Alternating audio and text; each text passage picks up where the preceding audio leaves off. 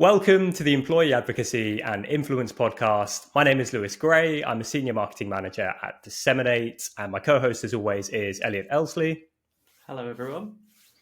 Elliot is our Director of Sales Operations, and we're joined today by a very special guest. So our guest today is Vahbiz Cooper, and Vahbiz is the Digital Marketing Manager at Demandbase, and she is actually looking after their employee advocacy program. So we're going to talk about something that's very much in demand, I guess, in the world of employee advocacy at the moment, which is optimization.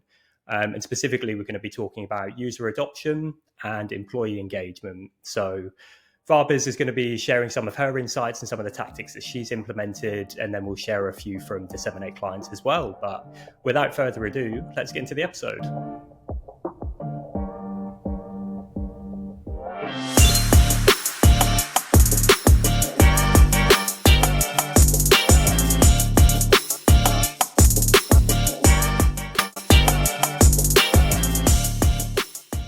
Okay, so first and foremost, Vahbiz, welcome to the podcast. Thank you very much for joining us. Would you mind just telling our listeners a little bit more about you and your role?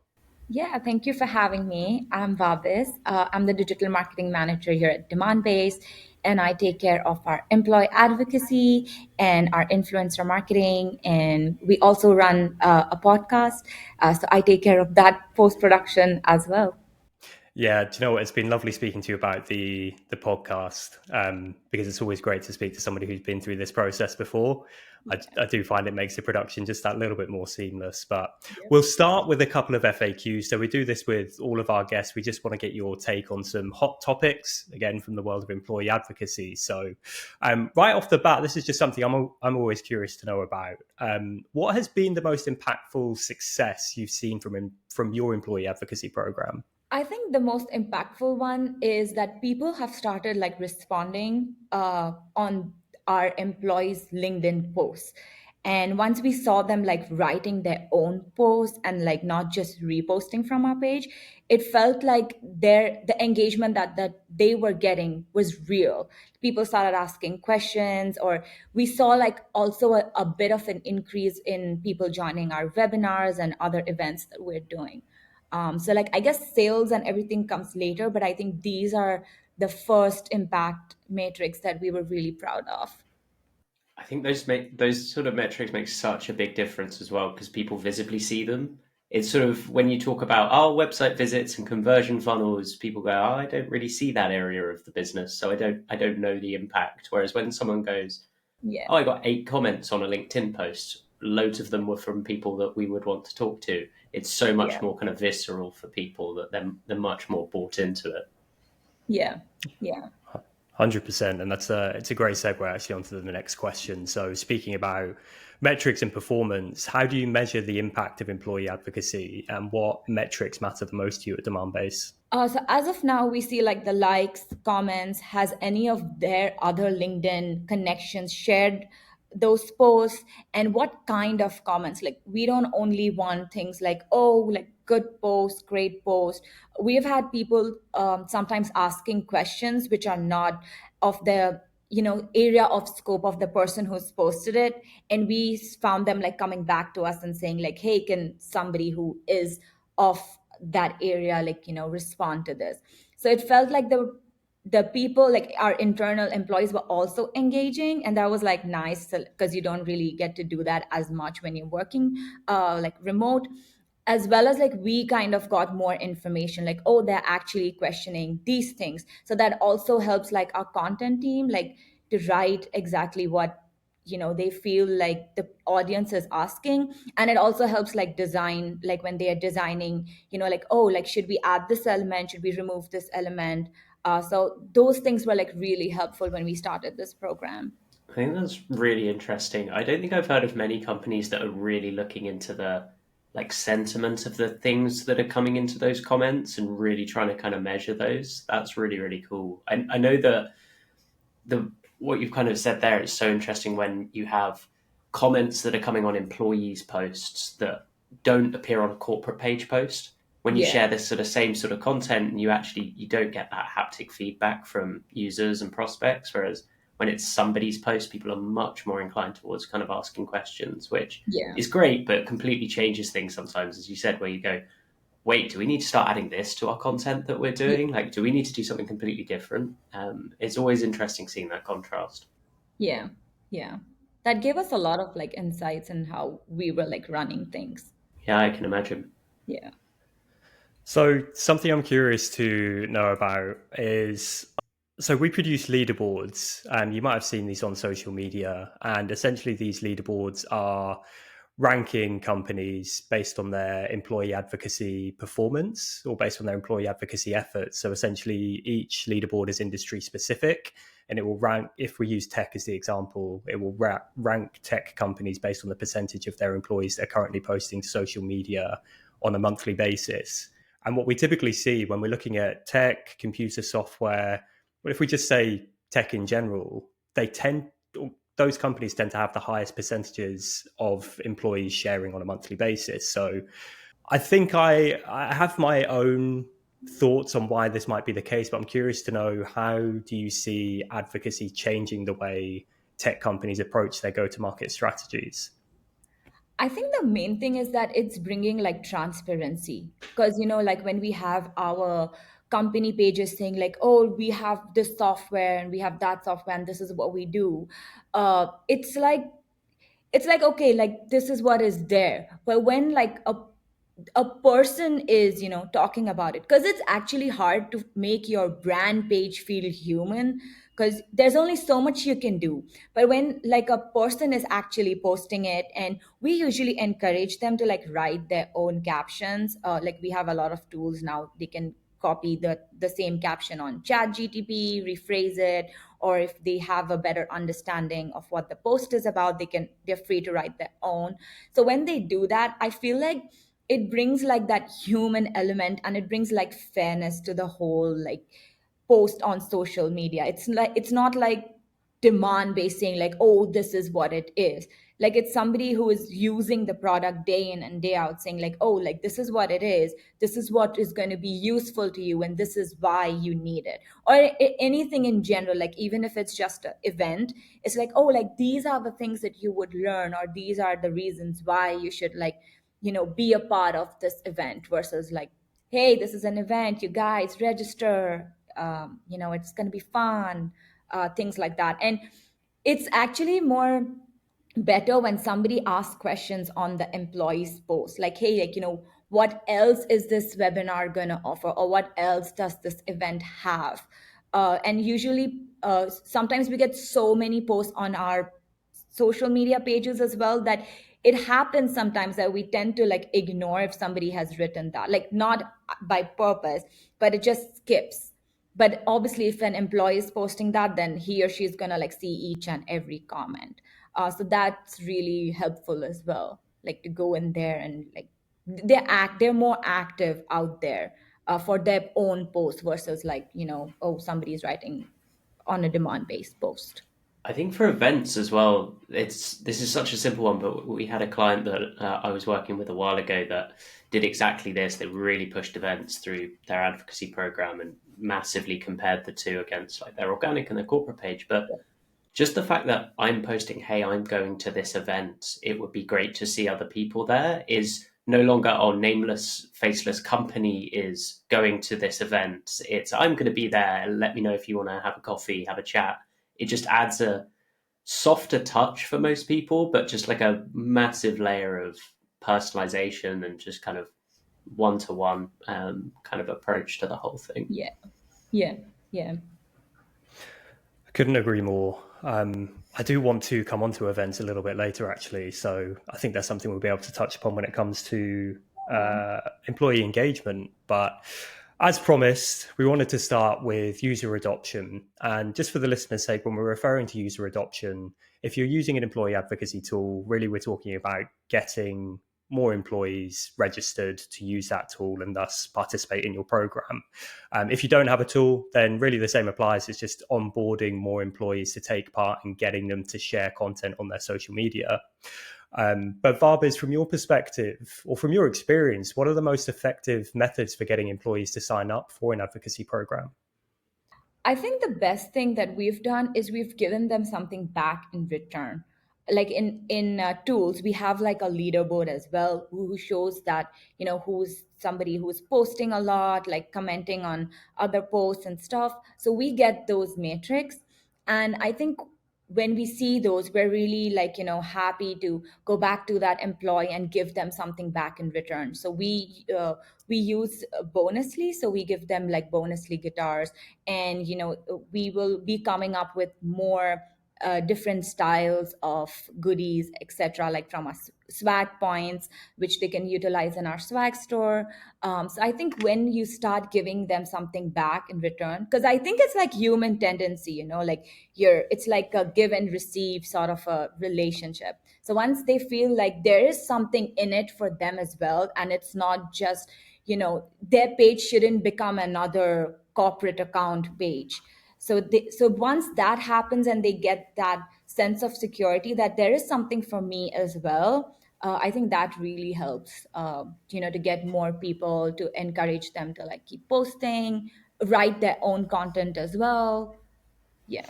Do you feel it's the internal buzz that comes about from those leaderboards that impact user adoption? So, Yeah. employees might hear their colleagues talking about it in the office. It's like, hey, how did you win that? How did you get that? Yeah. Or I participate in this program. Is that what you're seeing at Demandbase? Yeah. So we announce it on our global Slack channel that these are the winners for that particular month. And in order to maintain transparency, we also take a screenshot of the leaderboard and send it. So people like come back saying like, oh, like we didn't know that there was something like that. Like, or sometimes they don't have a seat and now they're like, intrigued and they want to have a seat on the software. So we help them to like gain that seat as well. And they also come, like some people, they don't only want to like post the company stuff, they want to like write their own content as well and like link it back. So they ask us like, hey, like is this something that I can do, is this something that we can experiment with? And they come back and also ask like, hey, what are the goodies for this month? And it just gets like people talking about it. So we have experienced that as well.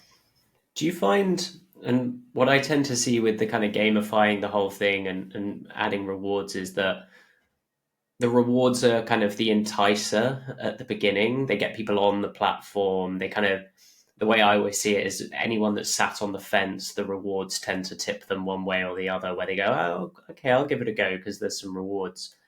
What I tend to see is those rewards become less relevant over time for the people that are consistently using it, because I tend to see them as a habit building exercise where we'll put rewards in and it will get people to log in regularly and remind them about this thing's existence, essentially. And then eventually the rewards fall by the wayside and actually the value employees start to get themselves. Are you kind of following the same path where people are just using this Yeah. more and the rewards are kind of second to everything Yeah, else? we've seen like some people who now want to start building their own personal brand. It's not just about like the goodies or the bonusly guitars. It's about like, oh, like, I've posted all along about like company content and I have this knowledge. Could you like help me draft something, or can I use this creative? Is it like fine with the brand? And I want to write my own content and make my own personal brand. So we've seen that happening as well. Yeah, I'm probably somebody who I would say rewards work both ways for, because I absolutely love some free merch. So yes, it would get me using the platform and registered in the first place. But as a constant engagement tactic, I mean, to be fair, gamification, through leaderboards and rewards and things like that, I think is a really nice engagement tactic too. So I know obviously we're going to come on to engagement tactics, but gamification is just one of those that always seems to come up. But yeah, I'm definitely somebody that it works both ways for. If I could have a Disseminate hoodie, t-shirt and jacket, but if a couple of months later there's a hat with a Disseminate logo on it, I'm all over it. Yeah. Don't pretend you don't have all the Disseminate merch already. Yeah, I do have all of those. The one that I actually just lied about was a jacket. I don't yet have a jacket, so that's next on my hit list. But yeah, just sticking with user adoption for the time being, something that we always talk about is the role of senior leadership. And I saw a really great example of this recently when working on a case study with one of our clients, where they had sent the invite email to their initial batch of potential employee advocates. So they sent it to, like, I think 500 employees. And they sent this from their CEO. So it had their CEO's name attached to it, as a way to get employees to open that email, but also just to add some gravitas to the program. So, this isn't just something marketing's launching. This is something that's coming from the top, and, it's something the organization believes in. But for you personally and at Demandbase, how important is the role of senior leadership in driving user adoption? And what would you say is the best way to involve them? Yeah, I think here they were like always involved. Like we didn't have to, tell them anything. And we have our chief evangelist, Chris. We have also like encouraged employees on our town halls, etc., to like come and be a part of this. And I think they lead really good with example. Like you would never see like our top leaders not posting on LinkedIn regularly, or not like engaging with other leaders or other posts that they find like interesting. So I think like they were always out there setting an example, and all of us were like really impressed by it, and it motivated us to just follow what they were doing and learn from them. So luckily it was never like, oh, like we want leadership to be more involved. I think that's so systemic of like tech companies in general. They're naturally just newer businesses. Yeah. Tech leaders and entrepreneurs are a lot more social media savvy and kind of see it. Yeah. If you sell farm machinery and you've been doing it for 50 years, the inclination to suddenly become really active on LinkedIn is Yeah. like a harder thing to sell into a business, where the fact that you've got senior leaders that are already doing this, they kind of understand why they're doing it. They've been on Twitter for years, all these things. It's so good to be able to just capitalize on that. Yeah. I think that's how they learn as well. Because like people would comment or people would give their thoughts. And I think that's where they're learning as well about like what's new, what's not new, what works, what doesn't work. I think this speaks volumes as well about what we were talking about towards the beginning of the episode, with those leaderboards. This is an industry that's always at the forefront of innovation and, I guess, breaking the mold, as in tech. So, yeah, I guess senior leaders are only going to follow suit. They know this, they understand why it works. So, I guess it is. I don't want to say it's easier, because I don't want to belittle the work that companies have to do sometimes to get their senior leaders involved, but often they do just get it. But how do you? Well, actually, if we stay on the tactics for a moment, can you share an example of a creative approach to onboarding employees or generating interest in your program that you've utilized, sorry, at Demandbase? Yeah. So one, we've like utilized giving them goodies, bonus leads, etc. I think the other thing that's worked is, we onboarded only 5 when we started the program. Like we took like a smaller group. Then we tried to like ask them why would they post or not post some certain things, or like certain posts of Demandbase. And we liked the feedback that we got. Like most of them were like, we don't have time, we were like afraid if we write like the wrong things. So I think those tactics really helped, where we started to understand like, okay, this is what this group is facing. And then the next month we started taking like 5 more, and then they became 10, and then 15 and 20. And that's when we started like analyzing like, okay, what is this group facing? Like, are they afraid? What is working for them? And then they had like their seniors, so called, to like guide them like, no, this isn't happen with us. Like you're free to post stuff, like don't hesitate, and don't feel scared to like post. Or if you feel like you're not comfortable sharing about this event, there are like 10 other posts that have gone out this week, so you're free to post those things. Like we did not chain them like, oh, this is the post that you have to post. Like we suggested for sure, like because we would want more engagement on that particular post, so we would suggest it, but we would never say like, oh, this is the post for this particular week that you have to like push out. So yeah, those worked. That's so good to hear. I remember a very long time ago when I first kind of joined Disseminate as a business, and that's kind of how employee advocacy worked, just because there wasn't as much digital content as well. So people would just go, "This is the blog post this week. Everybody share this blog post now." And that was just all there was available. And it was like, we're just going to put everything we can behind it. These days now we've got so much content as well. It's just, there's so much flexibility. Pick and choose, find the stuff that you like, that you don't like. You don't have to share work content. You can share third party stuff. There's Yep.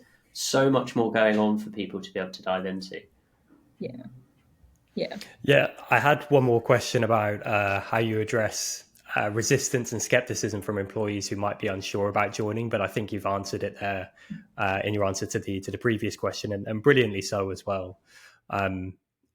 One thing I am curious about, so we always talk about the need for a social media policy and getting this in front of your employees, especially in industries or organizations that unfortunately tend to be a little bit behind the curve when it comes to innovation, or maybe they're just slower to adopt certain technologies. But in your opinion, how important is a social media policy in amplifying or maximizing your adoption rates?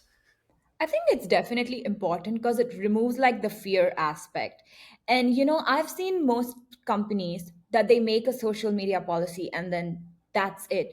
But I feel like you need to keep updating that when you see like, oh, like this is a hurdle, or this is turning out to be like a roadblock, or this is working really well, but we need to like update it. So I feel like it's essential that you at least go back, uh, especially when you're like in a position where you're still starting out, you're still experimenting things.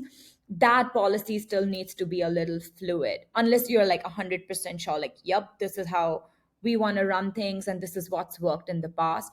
Also, I feel like social media keeps changing so much that you can't really have like policies that are going to be valid like maybe even a week from now.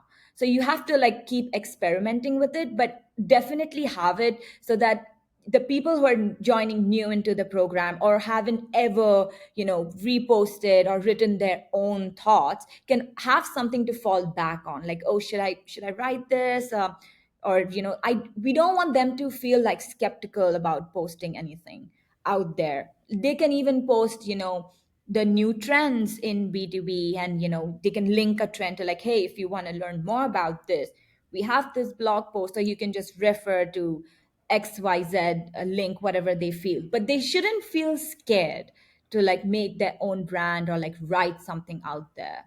So I think that helps to remove uncertainty that's sometimes just there in their heads. Couldn't agree more. And I think that's music to my ears and Elliot's ears as well, to hear you emphasize the need to update it.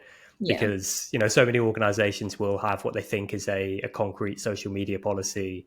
But, if that was written 4 or 5 years ago, pre TikTok boom and, everything else that's gone Yeah. in social media since then it likely isn't up to date. So yeah, I have to agree with you there. Updating it is just as important as having one. And then obviously just making sure that your employees are aware of these updates.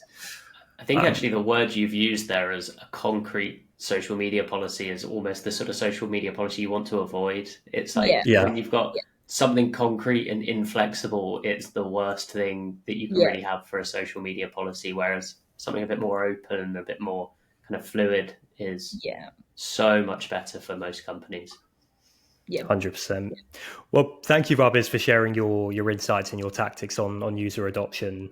We'll come on to employee engagement, but I did just want to mention we released a user adoption playbook towards the back end of last year, and it's been overwhelmingly positively received, which has been great to see. So listeners, if you did want to grab any additional tips on user adoption and to follow a playbook with a checklist, then I'd definitely encourage you to check that out. We'll drop the link in the show notes. But thinking about employee engagement tactics now, so again, for the listeners, we're thinking about ways to keep people or your employee advocates using your tool and engaged with the program. And again, if you're not using a tool, we're still thinking about, okay, how do we keep employees sharing content and to keep them motivated to participate? So, Elliot, I know you've got a number of tactics that you'd like to discuss, but Vahbiz, question for yourself. Once employees are onboarded, so once you've gone through, I guess, a round of user adoption. What tactics have you found most effective for keeping them engaged over the long term? I think first is always like encouraging them to start writing their own content and link it back to Demandbase, because it kind of gets monotonous for them to be like, oh, this is the post of the day or the post of the week. We have also seen certain people who just don't want to, like, they're not comfortable, but they're still ready to post about our posts or our content. So as long as we are continuously giving them something and encouraging them, we're fine. And again, like, the gamification aspect, like people always want to be on like the top 5 of that leaderboard, so we kind of encourage them. The other thing what I have found was really helpful is sometimes there's so much work that comes into everybody's day to day that they don't really have the time to like open the software, go in, click on it. So if it's always better to have like a Slack channel where you can just put in the post and be like, hey, you're free to like post this, or we give them like a small caption that's ready to use. So it's like there, and everybody checks Slack every day, so it doesn't really take up a lot of their time, like, oh, I have to go, I have to like log in, I have to do this and things like that. It's like right there, and it's just gonna take me 2 minutes to do it. So that helps as well. Yeah, I think that the notifications of these sort of things, like how do we notify employees, is always such an interesting topic. And it's so company specific in some places. When we've rolled out all sorts of different things in the business, but one of the things we did quite a lot of user research on was around notifications. And we went down a huge rabbit hole and basically came to the conclusion that everybody wants something completely different. We sort of went, is email the right way to go about this? Is it push notifications? Is it Slack notifications? And every user we interviewed, all at the same companies and different things like that, some people go, I just really want an email at 9 o'clock in the morning. And somebody else goes, I don't want any emails. Please just send me a Slack notification. So giving people the option and having it in so many different places, it just helps everybody at the business in all sorts of different ways. And it also keeps it fresh, I think. I like changing notifications. Lewis does this a lot on our side of things, where he'll write these huge, unnecessary kind of leading stories that actually just end up being, hey, can everybody share this post on LinkedIn? Yeah. And he does all sorts of things like that just change the way that we see it. Because if you get an email every day at 9 a.m. that says content available to share or something along those lines, eventually you just start to go, oh, that comes in every day and I forget about it. And it's no longer in my kind of brain each day. Yeah. I wouldn't like to get an email every morning about that. Yeah, exactly. Yeah, it's to be honest with you, when we've asked our own employees, so obviously we use our own tech, but when I've sent a survey out to our workforce and just asked them for a little bit of feedback on the program, what can we change, what content do they like, and that kind of thing, everybody says that they get their notifications in Slack. So the tool integrates with Slack, so we can just fire notifications in there. They still get an email and they're using the tool every day, obviously, but because they are in Slack more than really any other platform, that's how they hear about it first. So I think just meeting people where they are is, instrumental to success. Yeah. But on the topic of feedback, have you implemented any processes for employees to provide feedback on your program? And do you think that's helped improve engagement? If so? Yeah, I think we're still yet to develop like a form once we get like a huge number of people who have like actively posting every day. But at the moment, we have like a smaller group, and we keep asking them like, hey, do you have any hurdles? Is there anything that you're scared? Is there anything we can help with? So there is an open platform where we are thinking like once we have almost like touching 300, then we would make a form, and they keep like an open text box where they can like anonymously fill things that they would probably not be very comfortable sharing it to us on our face. But yeah, there is a mechanism. If they are like wanting to be a part of this, then they can reach out to us, or if they have any feedback and they're willing to share it, they're free to like write it on Slack or message us personally. Yeah, I absolutely love that. I think it, again, just keeping it open to employees to leave feedback just helps you identify reasons why perhaps employees might disengage. You'll have people who are still using it who maybe are falling out of love with it or potentially using it less or whatever it might be. But just opening up that line of communication for them to provide feedback, I think makes all the difference and just helps you identify those potential pain points.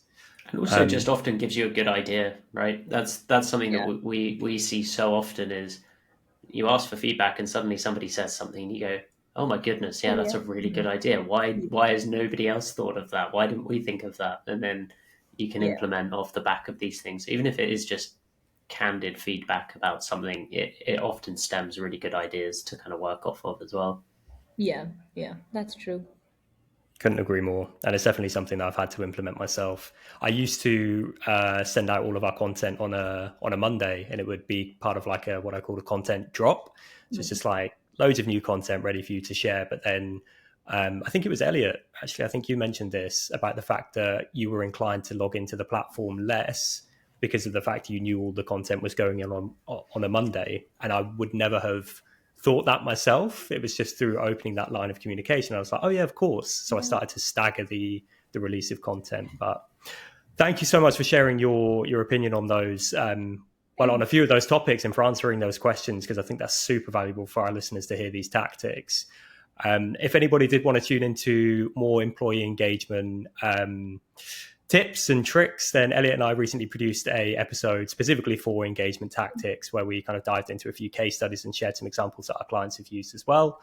But we'll drop that episode in the show notes. But Vahbiz, thank you so much for joining us for this episode. This has been fantastic. Thank you. Thank you for having me. Really, really appreciate it. I always ask our guests this, but I know you're very much in the world of employee advocacy, specifically on LinkedIn. So is there anybody who you think we should invite onto the podcast next? And if so, why them? Yeah, I guess Chi from HubSpot should be like a good person to have. There's Azhar from Avoma. I guess they would be good people to have on the podcast. They would have more knowledge than me for sure. Okay, yeah, we'll check it out for sure. Well, again, yeah, thank you very much for joining us. And for the listeners, all of the resources that we discuss will be in the show notes. Thank you very much for tuning in for another episode, and we'll catch you in a couple of weeks' time.